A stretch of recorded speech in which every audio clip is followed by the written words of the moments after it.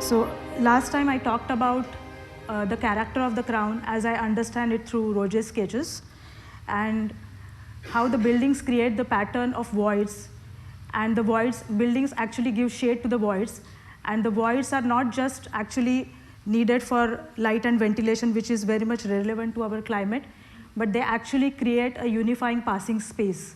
So they are also meeting points and circulation points.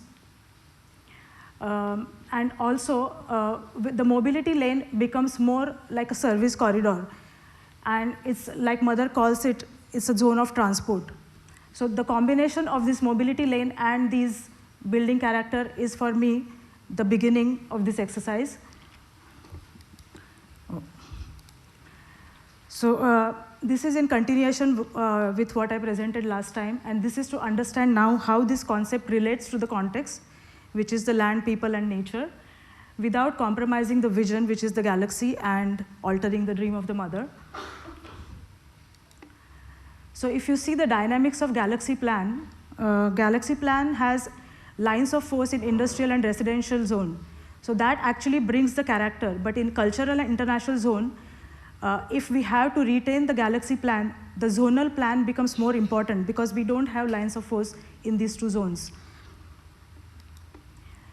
And going to the cultural zone, Mother has talked about cultural zone as the place where children would be able to grow and develop integrally without losing contact with their souls. And it's also the zone where beauty needs to be represented in all forms of painting, sculpture, music, literature. So this is actually this is just the essence I'm bringing out, not using the exact words.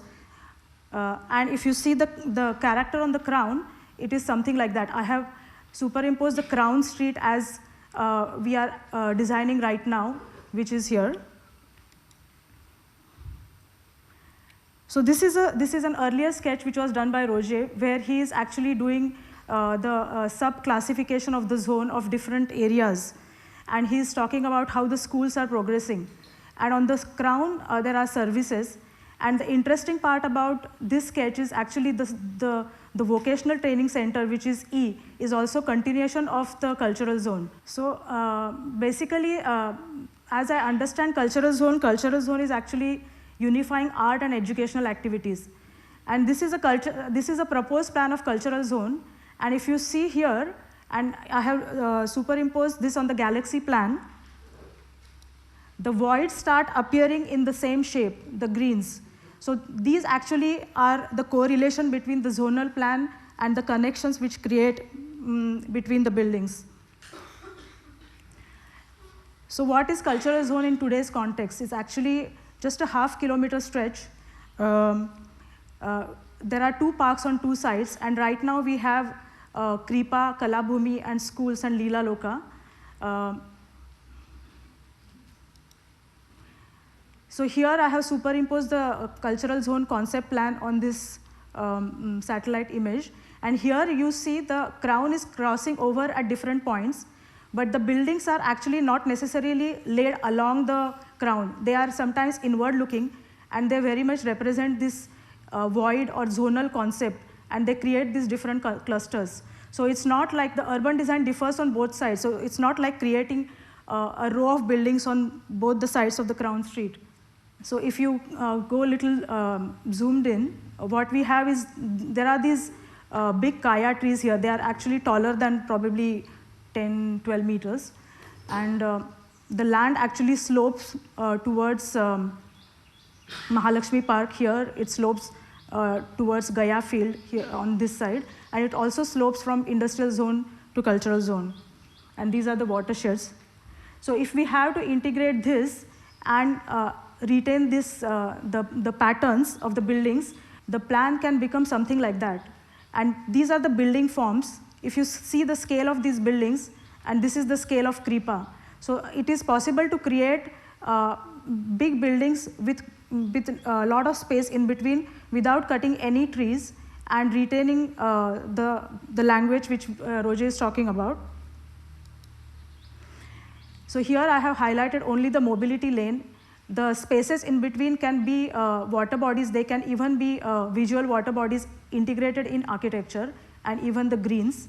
And here actually the important point is the input for infrastructure will be as the zones are crossing, probably we will have to bring the building forms much closer to the mobility lane, because otherwise the scale when the buildings are crossing will grow enormous, and we don't want to create pedestrian bridges.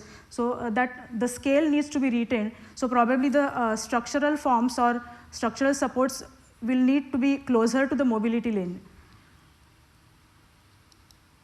And actually this is, if we forget about the mobility lane, this becomes the right of way, and you can see the right of way becomes something else. It becomes more like a social space between the buildings, and we forget about the road is passing through.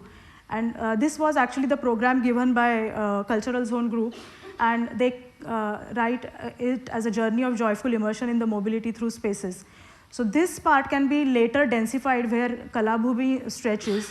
And if you see, the immediate cluster of development can be near Kripa, and we can, even if we do some buildings on both the sides, actually it can create that cluster.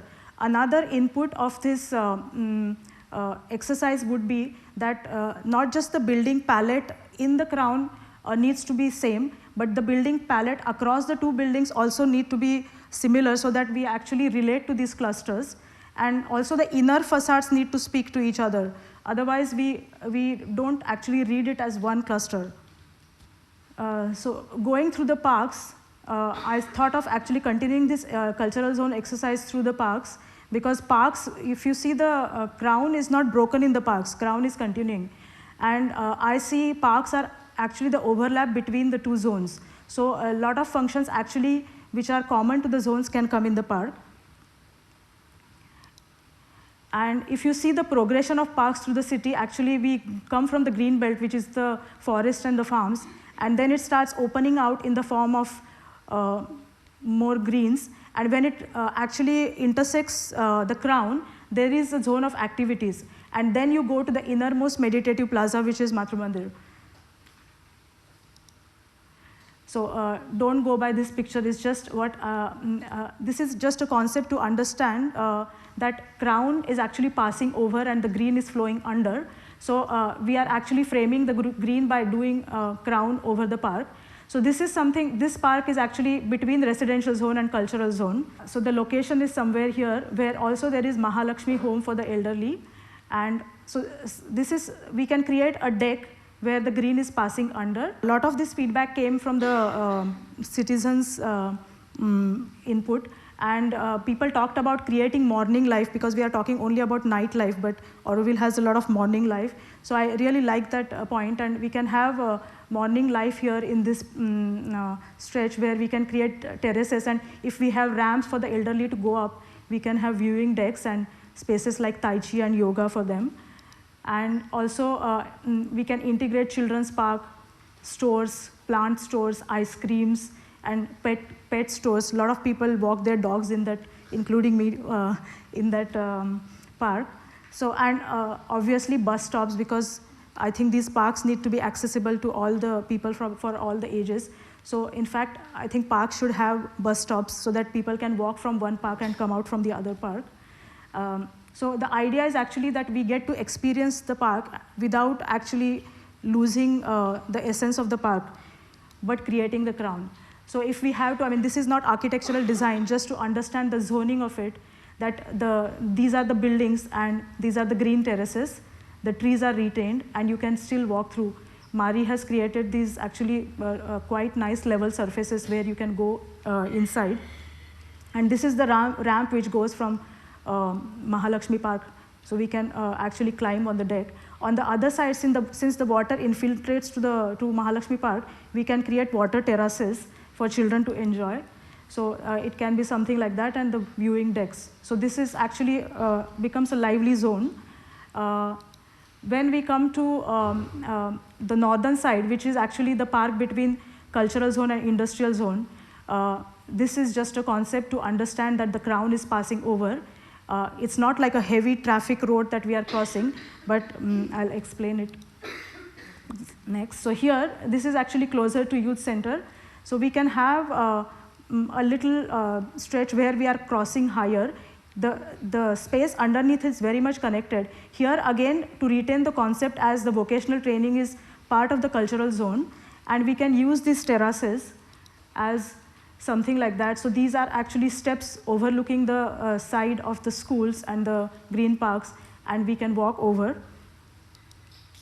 And again, don't go by my selection of pictures, but just to understand that we can have rooftop restaurants or coffee shops under, and the steps actually are interactive spaces, and again bus stops and eating out spaces.